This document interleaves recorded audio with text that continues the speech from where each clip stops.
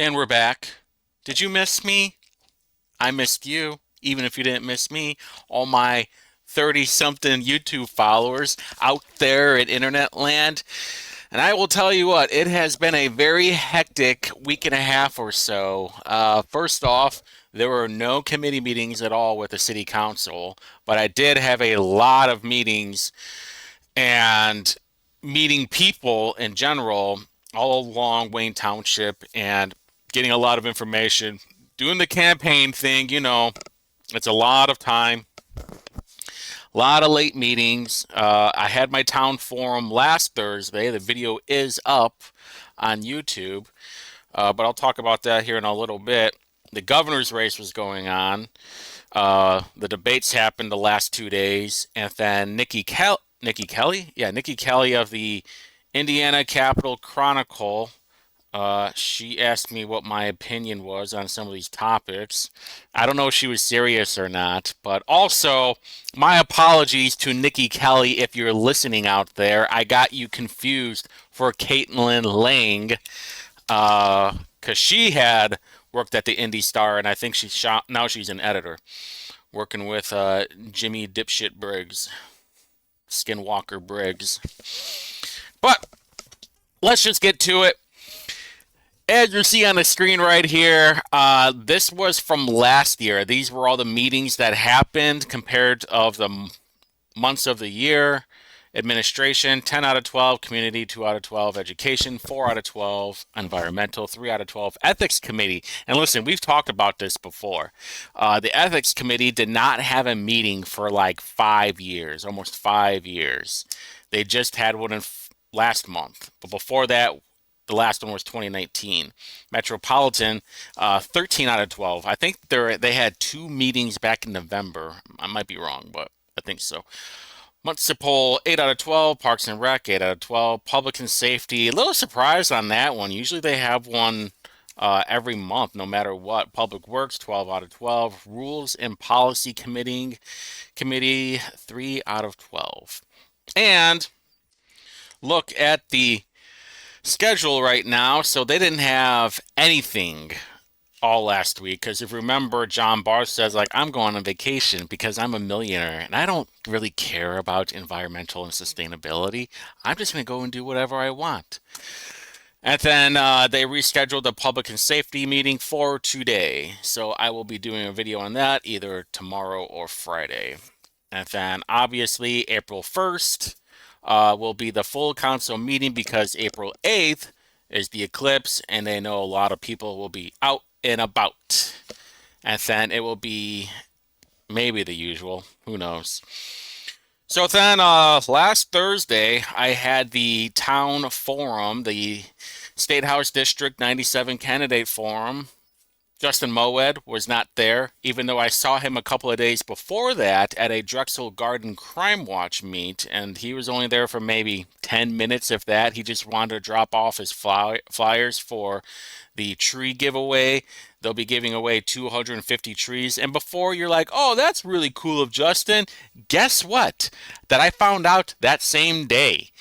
Uh, Indiana DNR gives them away. And people who want to give away trees, they're allowed to. I guess it's like part of the rule book or like it's part of the Constitution, Indiana Constitution, but like everybody does them. I didn't know that until Blake Johnson brought it up. But everything that we expected was going to happen happened. I walked up to him when he was getting ready to leave, and I told him the date, the time, and the place, and who was going to be there. And he was just like, okay. And then he turned around and left. Despicable, absolute scumbag. Can't believe it. But the town forum went all right. There were, a dozen people there, maybe. We tried advertising it as best as we could. I was a little worried about bad actors, but they didn't show up. I had a blistering headache all day, and I tried to keep it together. I don't know if anybody out there was watching the video. I kept going like this and like grabbing my sinus, my nose. I think it was a sinus headache because usually whenever there's a big storm getting ready to happen, I just get the worst headache, and usually the sinuses are all jacked up, and then me like just grabbing the back of my neck.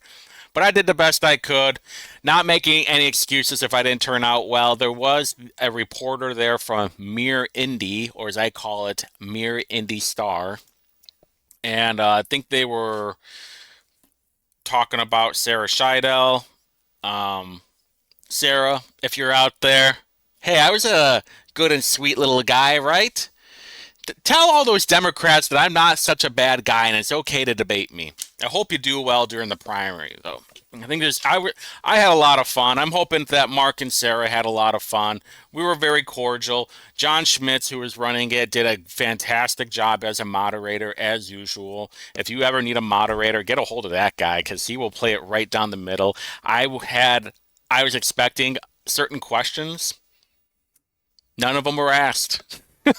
He was pretty incredible. John asked questions that I was not expecting about how do you get voter turnout. I think like the state and local stuff was the only question that we had.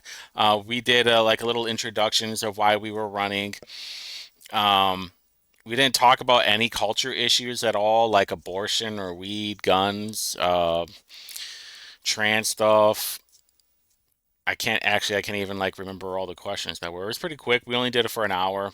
There was a candidate for Congress there, a candidate for state house rep was there, and a current Wayne Township Advisory Board member was there. And we kind of wish there were more people, but what are you gonna do? Hopefully, if Justin gets off his high horse and stops being a little shit, Justin Moed, or as Sydney Leathers would call you, bitch boy. If you know, if people want this to happen, if they want us to talk about our ideas, our plans for the district, if you want us in the public square to find out who we are, we need to have those kind of things. I just don't understand why more people don't do it. It's one of the most annoying things and the things I hate about politics the most is that people refuse to talk. And I don't know anything about you.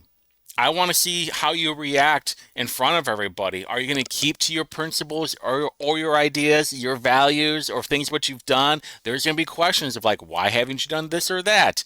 And people that you've been ignoring for a long time or you refuse to get back to, they want answers. And if they don't get the answers, they want to know what I'm going to do about it, or Mark is going to do about it, or Sarah is going to do about it. So, you know, everybody out there, we need more debates, more town forums. Maybe not so much of a debate, definitely a town hall or a town forum where we're just talking about ourselves and what we see for the community. It was a lot of fun though. I liked it. I think everybody else did too. Check it on YouTube. So the governor's debate was yesterday on Fox 59, and then I just got done listening to the one at the Madam Walker Theater on the west side. I think it's right off of Indiana. And Curtis Hill was at that one. Curtis Hill and Jamie Reitenhauer were not at the last one. Um, and everybody was talking about, it's like, oh, it's because they're black. Well, first off, I didn't know Jamie was black. I thought she was Indian. And Curtis was an elected attorney general. Don't give me that bullshit it has to do about color. But Curtis is kind of boring, even though like I think he did a good job this time. Jamie is a little bit lunaticy, um, even for a normie person or even for like a religious person. They're like, I don't know. Then Doden's a Doden's a pussy. I'm just gonna be straight up about it. Nice guy, all right. He's got some good ideas, um, decent ideas, but I don't trust him at all. And here's why. Let me get a little agua because I'm gonna be doing very little editing to this video. There was a question yesterday, how you would grade Holcomb, and he didn't want to give a grade at all. And why he didn't want to give a grade was because he doesn't want to talk about the past. He only wants to think about the future. It was like, that's a cop out. That's a pussy move. And I don't want someone who's supposed to represent me as a governor, as the governor, who can't give their honest opinion about something.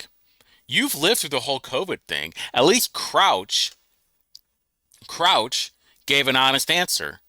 Gave, I think it was a B and a C. Is that what it was, or an A and a C? I forgot what it was. But gave Holcomb a C on the COVID stuff, and I was like, all right. At least she's understanding. It's like, what were you doing when Indiana was getting raped by your boss's policy? And now it came out from Todd Rokita about the whole thing was a giant sham. Read the Rokita report. I'll link it in the description. And then Chambers, and you can tell where they're at by the photos. They are. This is basically what I've been saying for a little while. This is a Braun and Chambers thing. Chambers is a squirrely little shit. Okay, and I'm not talking about because he's short. I'm just talking about because he's trying to steal water from Tippecanoe County and bring it into Boone County for the LEAP project. He is totally paid by the establishment, and he gave Eric Holcomb an A, a general A, in the last 8 years. Had no criticism for the COVID policy, and also he was shilling for Todd Young with the CHIPS Act, which is a total bullshit legislation. At least Braun, he also, Braun, if I know you're not listening to this, but put a fucking suit on, bro, okay? Look professional. All right, you're trying to do this whole like I'm just a normal little guy with a blue shirt on with the Canadian tuxedo.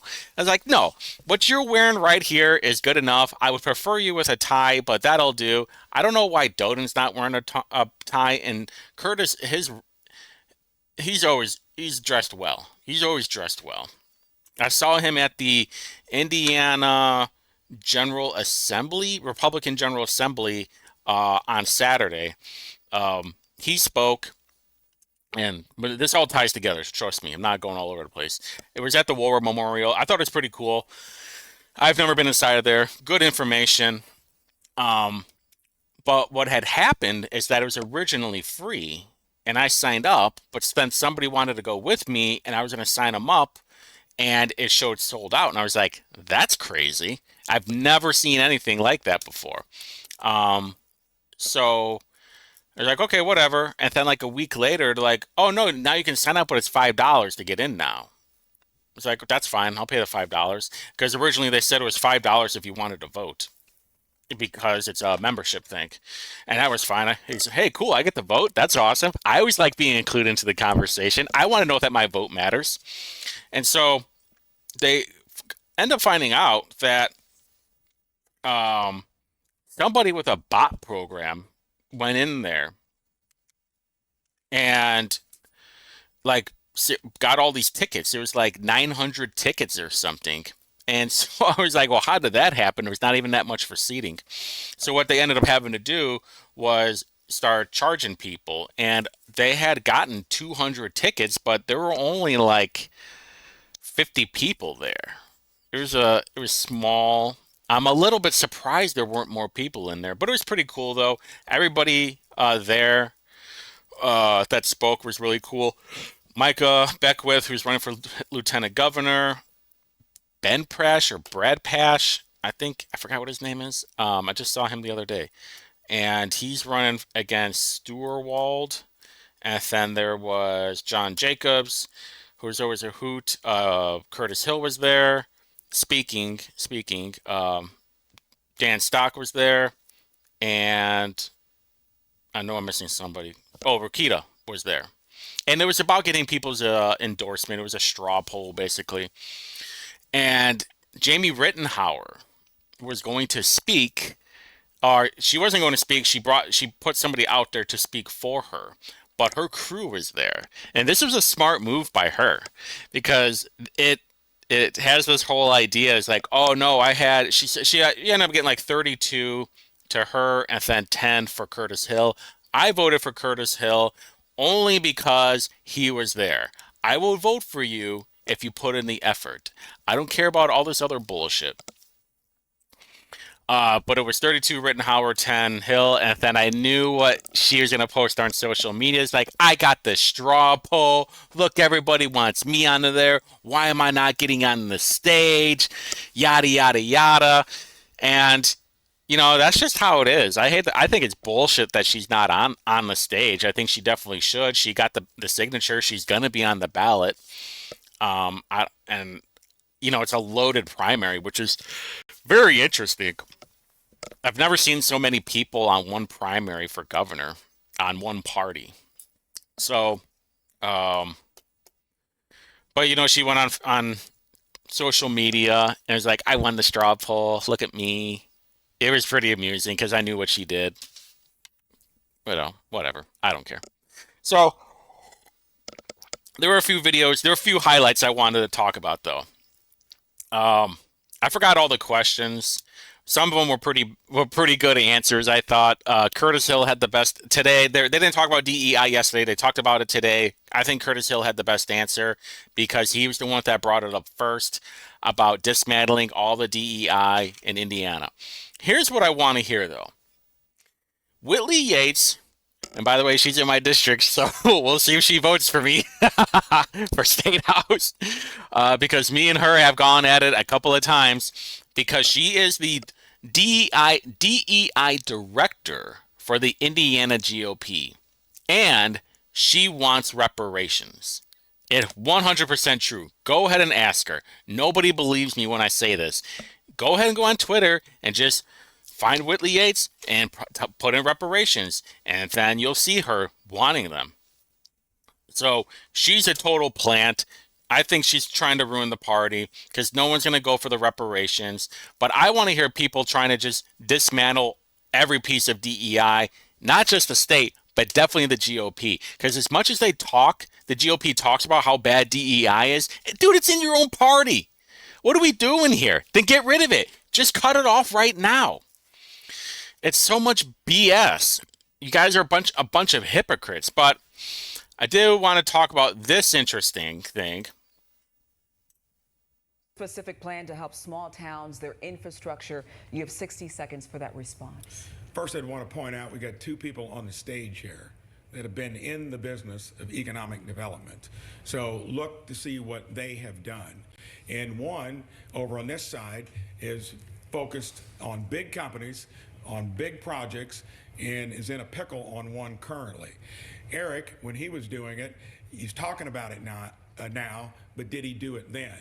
And if I recall, when he was involved in economic development, he had issues where he wasn't actually doing things to help small towns.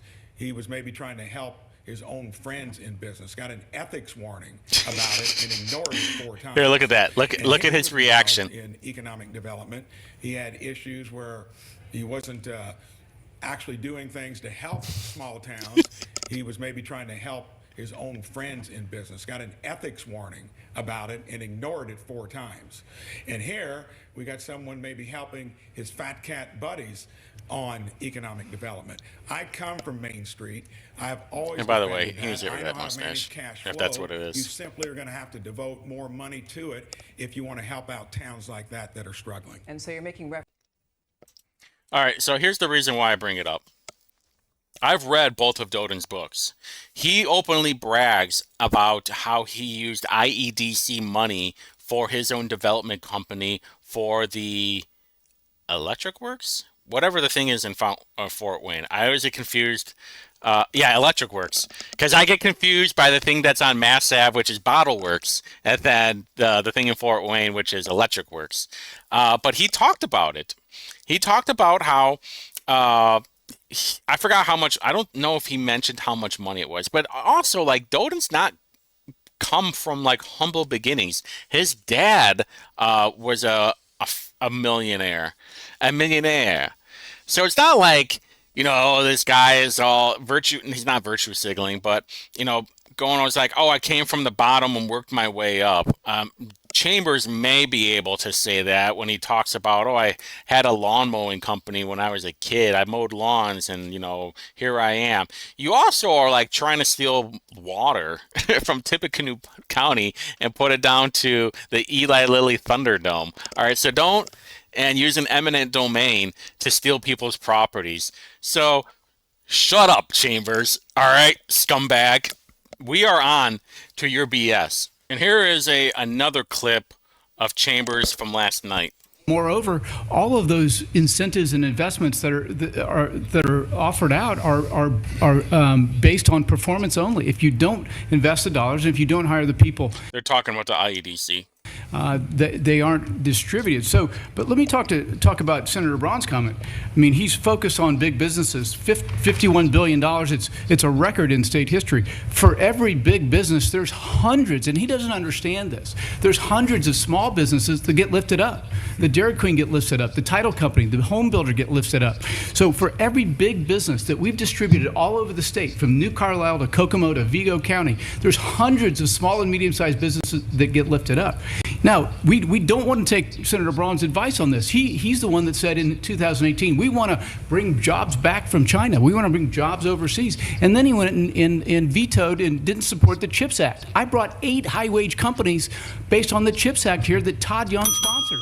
So let's not take his advice on economic development. Okay, Mr. Braun, to you next. First off, if you're shilling for Todd Young, you are already on my shit list.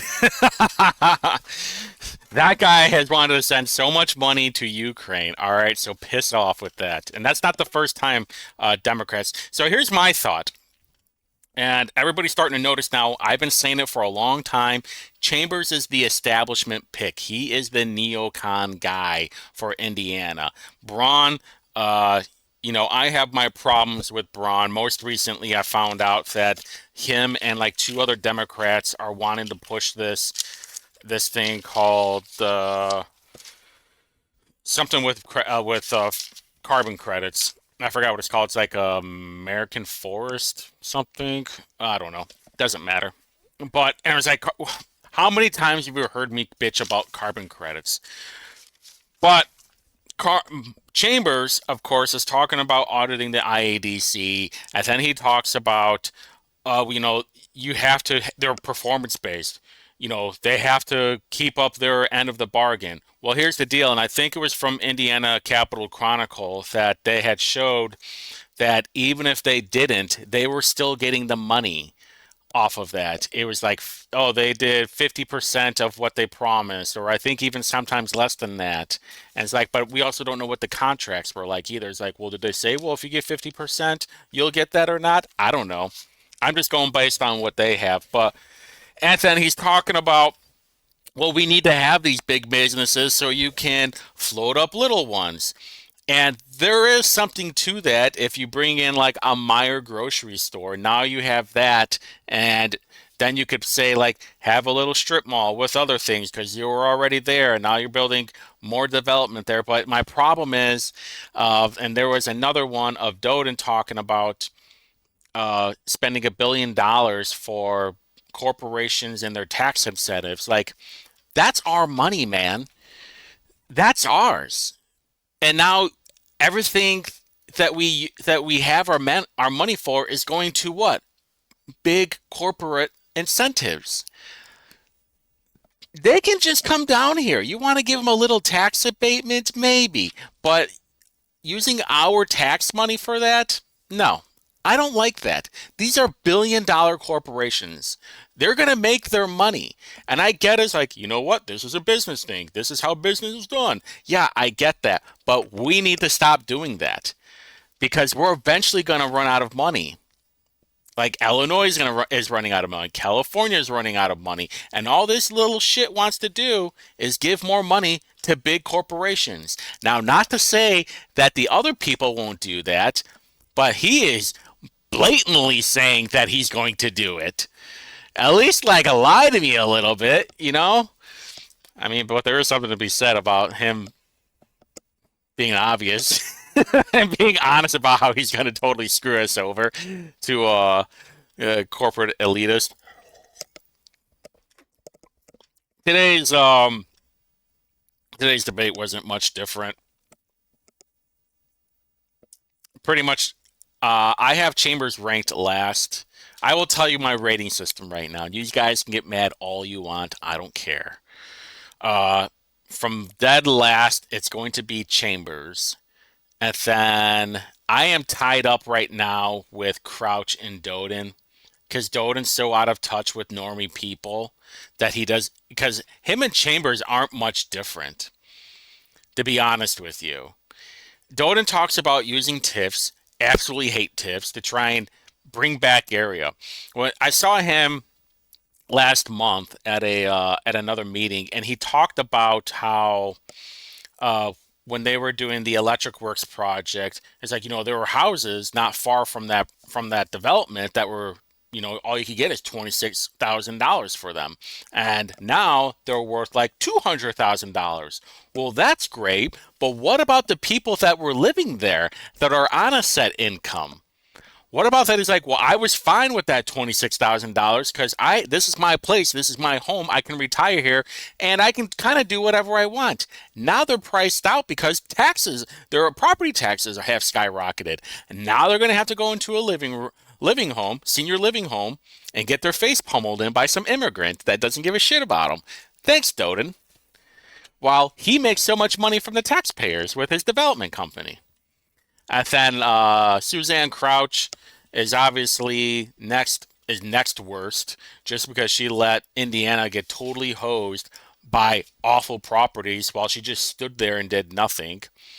And then the next one is pretty much a tie between Curtis Hill and Jamie Rittenhauer. I like Jamie because she's actually showing some fight right now with this whole thing.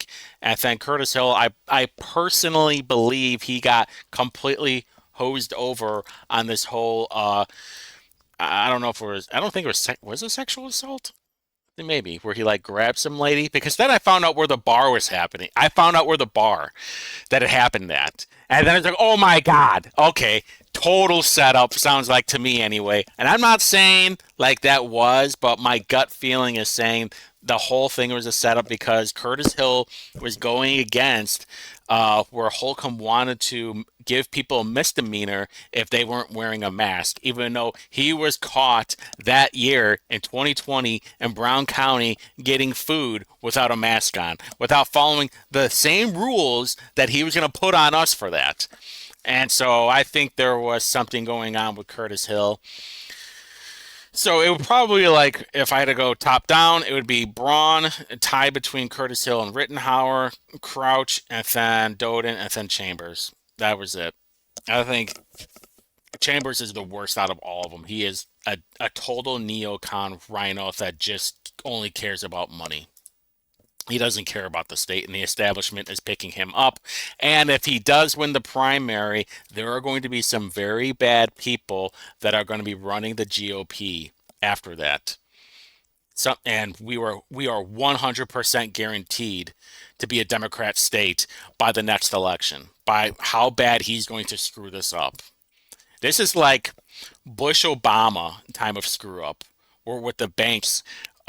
Where we're going to lose the economy, and everybody's like, you see what the GOP did? That's it. I'm voting Democrat. Give me Barry. That's what we'll have. Okay. If Chambers wins the primary, we will totally be screwed. I mean, I might be voting for Rainwater anyway, but who cares? Why does my camera look so bad? I gotta fix my setting. I look like I'm dying. I don't like it. I just don't like it. But it's fine. Whatever. I'll fix it later. I just figured out how to move this thing back in there. Maybe the next video will be fine. Yeah, I'm not editing that out either. So that's where we're at with the governor's race. They all suck, honestly. I don't like any of them. I like Braun a little bit more only because he's willing to fight and he's calling people out on the debate stage. It's like, what are you talking about? I did this. Do you not understand how the machine works? Do you not understand how the swamp works? Like, listen, you can take your virtues while they put you up against the wall. It's like, hey, you know what? At least I died with the way I saw things. While these communists blow your brains out and rape your children. All right? Because that's what they want to do. That's what people on the left want to do. They want to take your property, they want to rape your children, and they want to blow your brains out against the wall. Exactly what's going on in Marion County, they want for the rest of the state. But we're going to move on now with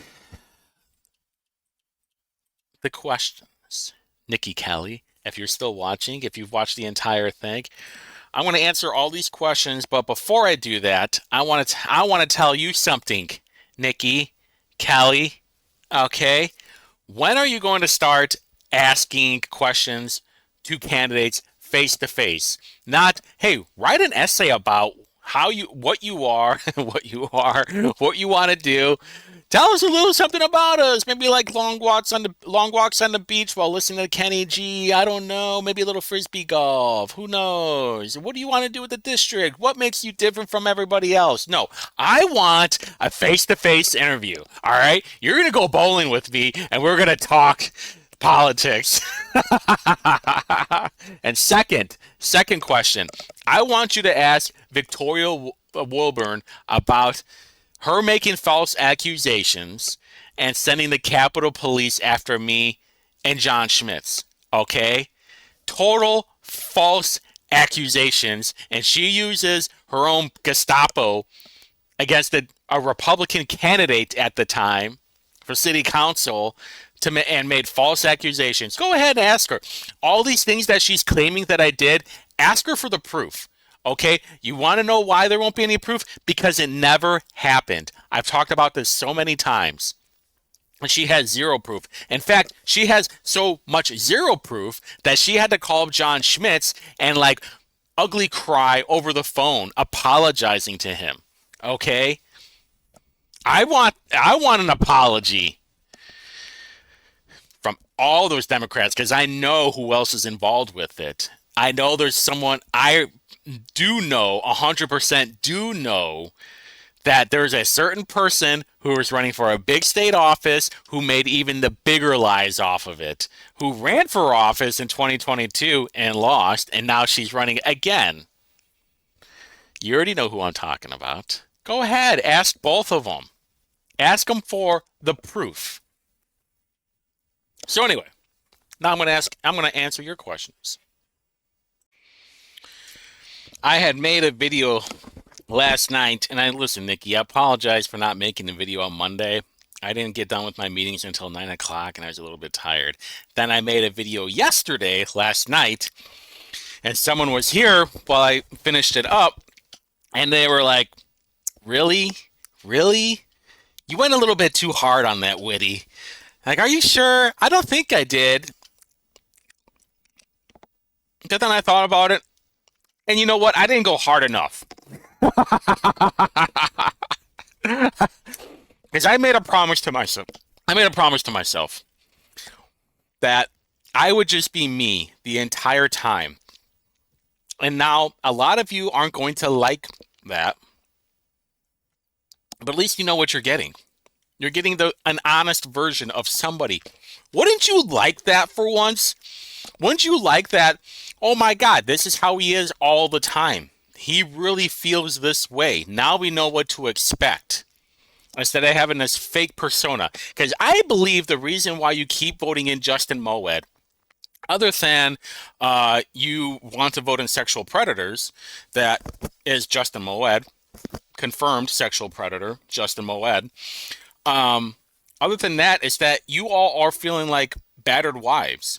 You know what to expect from that person, and you're afraid of change. You're like, you know what? Maybe I can have this knight in shining armor. This guy who's actually showing up for meetings. This guy who's actually involved with the community.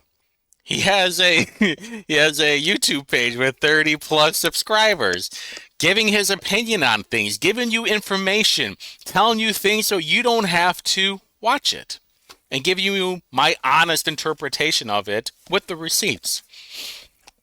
And you're all afraid of it. And oh boy, are you going to love my answer on this stuff? Probably not, but who could say? All right, road funding. Number one is road funding. Well, first off, everybody is bitching about the gas tax. And I want to show you something. They talked about this last night during the debate. Don't mind the Jolly Rancher, too. In 2017, there was a gas tax increase. And look where gas was at, right? Nobody cared. Why? It wasn't that bad. Gas pricing wasn't that bad. Everybody was starting to make a little bit of money too. There, hey, guess what? You could still buy food at a good price. It wasn't that big of a deal back then. Nobody was bitching about it. And you want to know when they started bitching about it? Right about here. Right about right there. That's when everybody started having a problem with it. Man, do you remember those days? Whoo-wee. When gas was less than a buck 50. By the way, this is Indiana, all right? Indiana gasprices.com. Man, those were some good days. Traffic was amazing too. But even the Democrats don't care about the gas tax. And you want to know why I say that? The director of DPW, I forgot what his name. I think it's like Booger or something. I think his last name's Booger. He was even talking about how those gas tax money is helping them fix the roads. Sure, we're not getting our fair share, but who cares? We're still getting, and I say that who cares is because he wants to be the front of the line when it comes to DEI training in the DPW. That tells me he's not that serious about the money, the road funding money. Because if you did, you would be using every single penny to fix the roads, to replace sections of roads, to make sure DPW is well funded for all that. So what's going on right now with the road funding is that everybody gets a certain amount for only 2 lanes. And of course, Marion County has like 4 lanes. So they're pissed off that they're not getting the extra money for the 4 lanes, which would be very interesting because what about the lanes that are dedicated bus lanes? Does that count too? I think we need to start doing a little research on that. But I think they should be getting double than what they are. It might even be just a smidge more than double. Every time you talk to like Jared Evans or the director of DPW or Hogsett or any dipshit Democrat about road funding, that always gets brought up. So next time you talk to somebody about that, ask them about the DEI training in DPW. Why are you even doing it? Unless you're getting money from the feds somehow, and then that's tagged on top of it. It's like, oh, you'll get this money, but guess what? You need some training about how bad white people are. And it's getting mixed in with the Office of Minority Business Owners, I think. That department needs to be shut down immediately, too. What a sham. So, how to fix up the road funding? Sure, we can redo the formula on it. I think the Marion County got like an extra $8 million last year, maybe even more. I might be missing a zero. But they got a little bit more. We'll change it. But the things need to be earmarked. This is only applying to Marion County, by the way. I don't really hear anybody else crying about this. And the other thing nobody else is talking about the rural roads. Because Andrea Hunley has said, of course I don't have it on recording, I was at a meeting on the west side, and she was there talking about the road funding and saying, and I asked her, was like, well, what about the rural roads? Then it's like, oh, well, they can get their money from grants. All the money, so she's implying that, sorry, rural people, but Democrats don't give a shit about you. We're going to take away your money and we're going to bring it over to Marion County or any other blue areas or any of the areas that we control. Screw the rural areas. So whenever I see Jennifer McCormick talk about, I came from a rural area, I came from rural Indiana, and I care about rural Indiana. She doesn't care. She'll rip that road funding right out of their pocket and give it to the scumbags that run Indianapolis. So to fix the road funding, yeah, I'll adjust the formula a little bit. Medicaid, get rid of it. Just get rid of it. Screw it. The reason why healthcare costs are so much is because government got involved. Same thing with Berry Care. Same thing with Medicare. All of these things. And just like colleges, when you say that, oh, we'll give the colleges money, guess what's going to happen? They're going to start boosting their pricing then because they're expecting that money then. Every single year, more money's going to them. Same thing with Medicaid. The only thing that you could do right now is with Medicaid, and listen, I have empathy for the parents that did not abort their children if they were to found to be autistic or have Down syndrome. I think that's great. Even though you have Democrats that would gladly do that. Oh, my kid is going to have Down syndrome or be autistic. Rip that thing out of me and make it into dog food. That's the mind of Democrats. That's what you're getting when you vote in Justin Moed or any other Democrat. They don't care about those children. So you can shut the crocodile tears off. You can shed those crocodile tears all you want. We know you don't care about the children. I do think that there needs to be more restrictions on the Medicaid. Now, do you not have insurance because you're fat and lazy, or do you not have insurance because something's actually wrong with you and your kids are something's wrong with the children? I just lost a half an hour of recording because my microphone got disconnected. Go figure. So I'm going to run through this real quick. Taxes. I saw this thing late last year, from Mike Young, Senator Mike Young, who is my senator. And it was a property tax elimination plan. And let me tell you what's in it. It lowers the state tax from 7% to 5.5%. All homestead property taxes would be eliminated. The lower sales tax will be applied to sales tax on services with some exceptions. That means this expands things that the sales tax is applied to: services, haircuts, appliance repair, sales of homes, etc. There would be no sales tax on food, medical, nor criminal defense. By the way, I still need to find out because I thought everything had a tax on it. Additionally, renters will share in the reduction by having their renter's deduction increased from 6 million to, or I mean, that should be $1, 6,000 to 8,000. At the time this idea was introduced, a financial analysis by the Legislative Services Agency indicated the state would also realize an additional $11 billion in revenue. It would also get rid of the state's 10-cent gas tax, which I thought it was at like 30 cents right now, which is funny because I was just doing research on the gas tax a month or so ago. Ohio actually has a higher gas tax than Indiana does. And I was trying to figure out, I was like, well, why is Indiana's price of gas not much more than Ohio? And it turns out they just have more refineries than we do. I think they have like 3 or 4, and we have 1 or 2, one of them being in Whiting, Indiana. And I thought, well, maybe that has to do with it because the transportation cost that it is. I'm sure there are much more factors involved with it, mostly because, like, if you go to Illinois, it is way more than Indiana.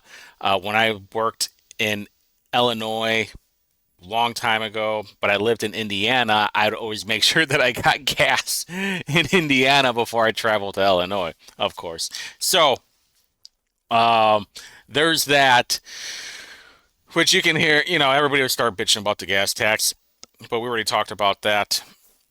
I don't think this is a bad idea, this whole Mike Young thing. I don't know where it went this session. There was also an idea of eliminating taxes for 65 and older if they did not have a mortgage on their home. I do have a feeling that could be manipulated a little bit and say like, oh, well, I have a 65-year-old, but I bought the house for them, but now I don't have to pay property taxes, but I just live there, but they're the primary. I could see where that could get corruptible pretty easy.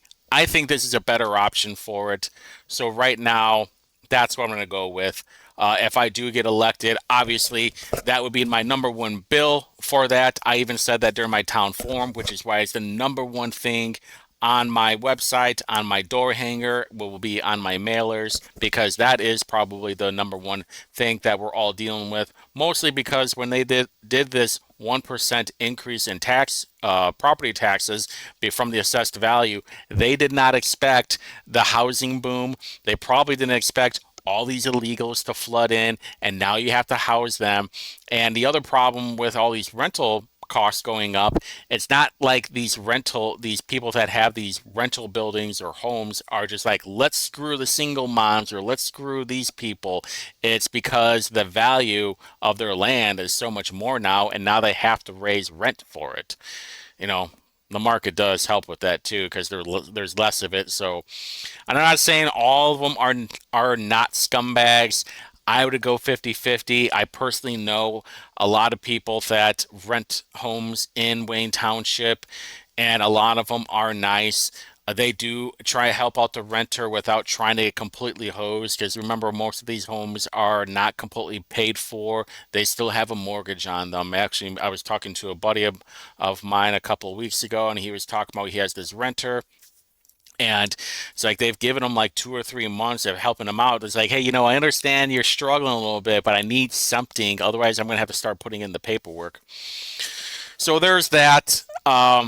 It's multiple problems that are wrong with property taxes, but that I think this is a good platform for how to kind of take care of a lot of things. Next thing is the death penalty. Yes, please.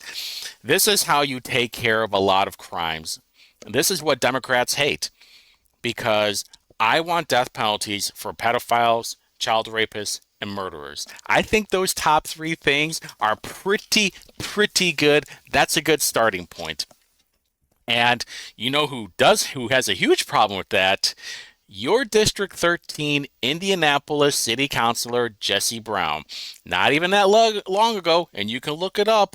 Niki Kelly or whoever's watching this video, go on to Twitter and look up Jesse for Indy and then type in murder, and then he'll say, you know what, I don't know what we should do about murder. Well, I know exactly what we should do about murder.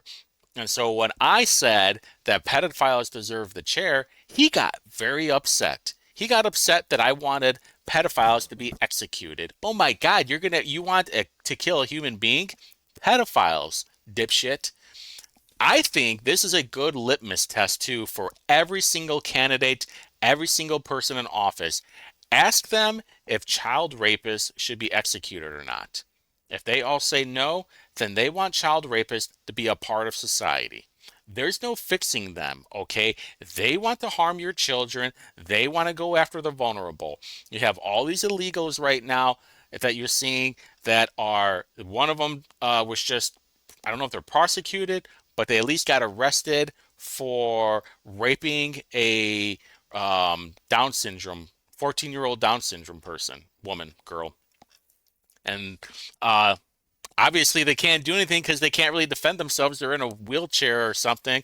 I just posted it on my Twitter. Those are the people that Democrats want in this country.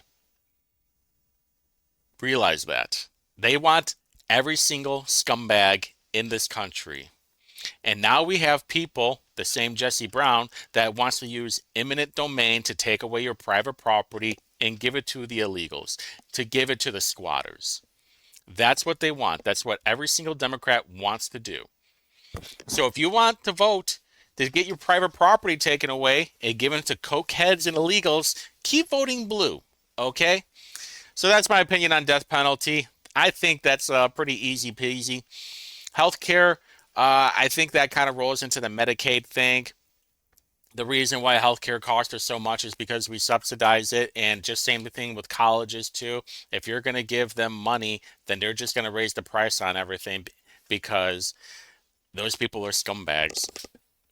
That's just that's just how it is, all right? Can't do anything. You want to fix things? Get government out of those kind of things. They'll make their money no matter what. Education. All right, we're going to cover this real quick because we don't need to go very deep into it. This might piss off some teachers. Maybe they'll love me for this. I don't know. You know who's really going to hate it though? Superintendents and administrators. And here's the reason why. There is a website that has I think it needs to be updated, but all the superintendents in Indiana are on it, and you can go to like Gov Salaries and you can start checking up how much money that they make per year. And I'll give you an example. The Wayne Township superintendent makes $300,000 a year. That does not include stipends. That does not include benefits. There was a superintendent in Center Grove, and I forgot his name, but he had to resign because there are some questions on his stipends. Just like the whole Chuck Jones trustee, Wayne Township trustee situations. Like, hey, you're writing that you spent this amount of money on it, but we can't find the receipt for it. Are we just supposed to play the honor game here? What are we doing here? So he ended up having to resign. The reason I bring that up is because I believe it was 2019 or 2020, he was making $211,000 a year. By the time that he resigned, which was 2023, late 2023 or early 2024, he was making $240,000 a year. A starting teacher pay is at $40,000 a year. They get work about 39 or 40 weeks. You'd break that down into hour per hour. It's like $25 per hour. Now, it is crazy to me that a superintendent had a $30,000 raise over 3 or 4 years. Bananas to me. A person who's getting paid by taxpayer money, okay? That's crazy to me. And that should kind of piss a lot of you off, that their raise was about as much as a starting teacher pay, right?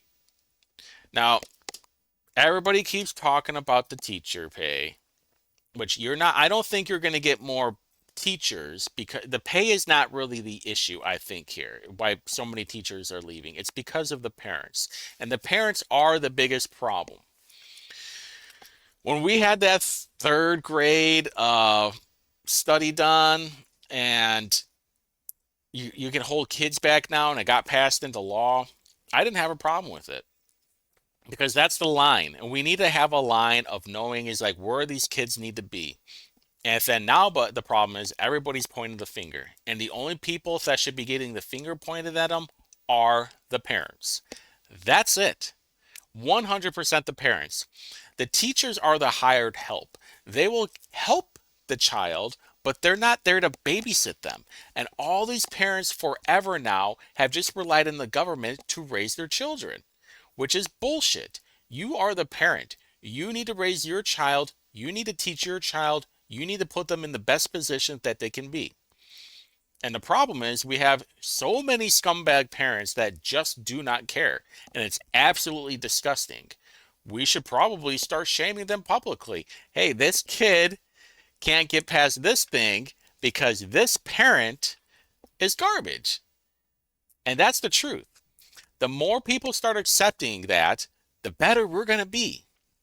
The more that people are start accepting that it's the parent's job to teach the kid and the teacher there is to kind of help them, we would be in so much better position. Not only that, but these kids are not getting disciplined at home. How many videos, how many reports have we seen? Even in Perry Township, there was a substitute teacher that got punched in the face a few times because of this kid. And I think this kid has a record of being reckless. And that needs to stop. All right? Either these kids need to be expelled or there needs to be a fine on the parent or it needs to be some kind of consequence that's going on because right now all these kids are running reckless. And here's the crazy part too. There was an article from Mirror Indy not that long ago. And this is why I say I don't think it's all the teachers. I think it's the parents. The teachers do sometimes make things worse or better. Of course, there's a lot of great teachers out there. I'm not saying all of them are scumbags. I'm just saying that you need to get rid of the ones that are not doing any help. And those are the ones, obviously, that are trying to set up this indoctrination. And I'm not talking about all of them.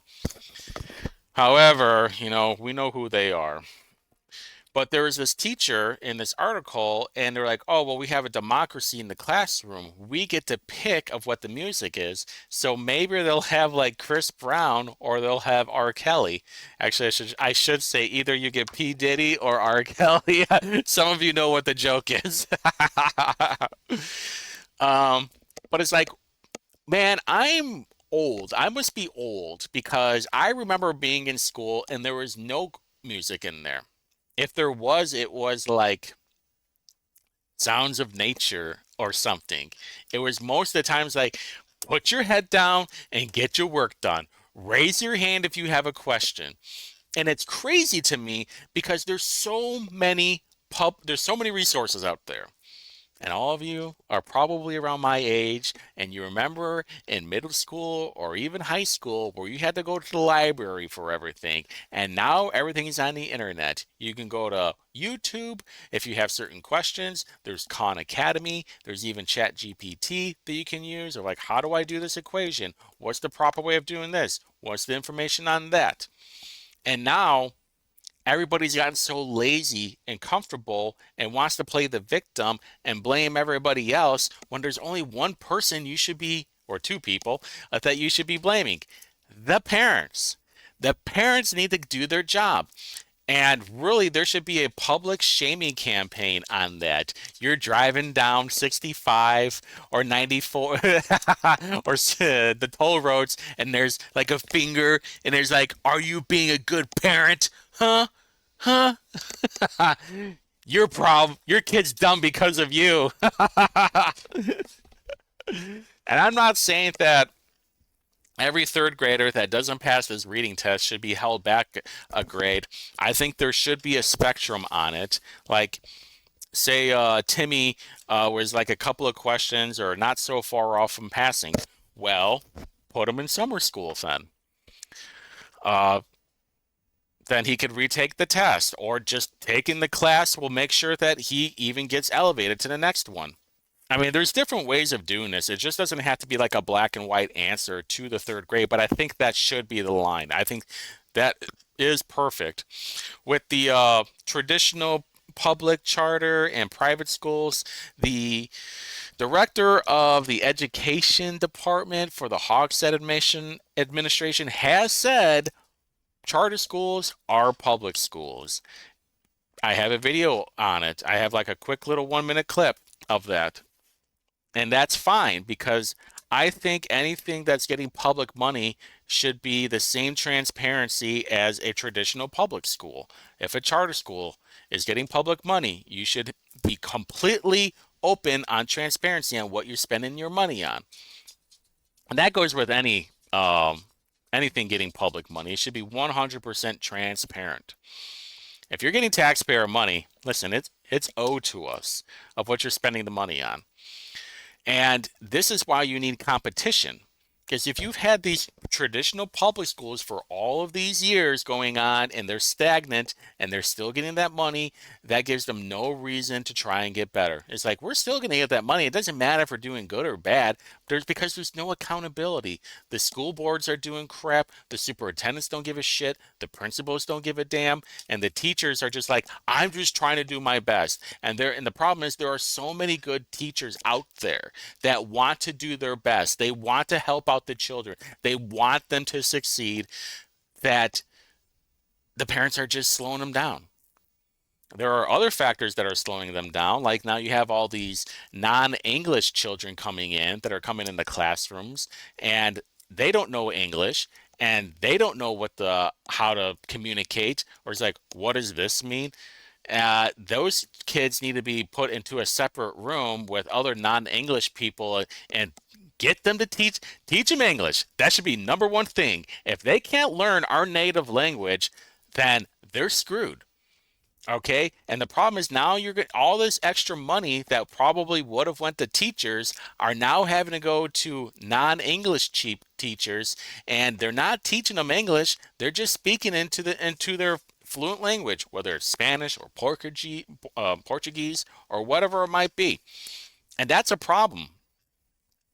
Because the money that we could be using for teachers, I wouldn't say administration costs, and I definitely wouldn't say superintendents or principals, but the tools to help them, whatever that might be, and now you're having to spend it on this.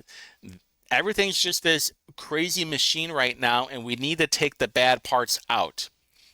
And this is where you need a leader that's willing to say that out loud. Like, you're not going to be able to save every kid. We need to be very clear on that. And I'm not saying that to be harsh. I'm saying that just to tell the truth. The world will always need ditch diggers, but that's the truth. And we need to be very aware that some kids are just where they are.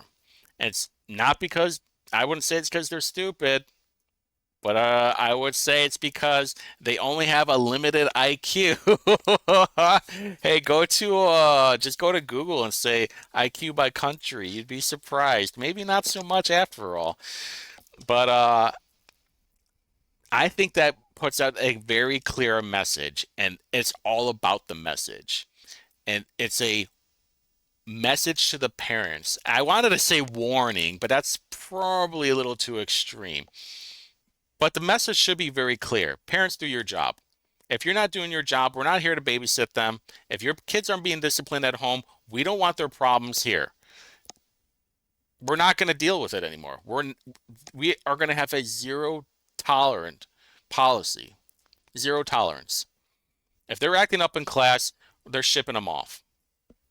If they're going to keep acting up, they're going to get expelled.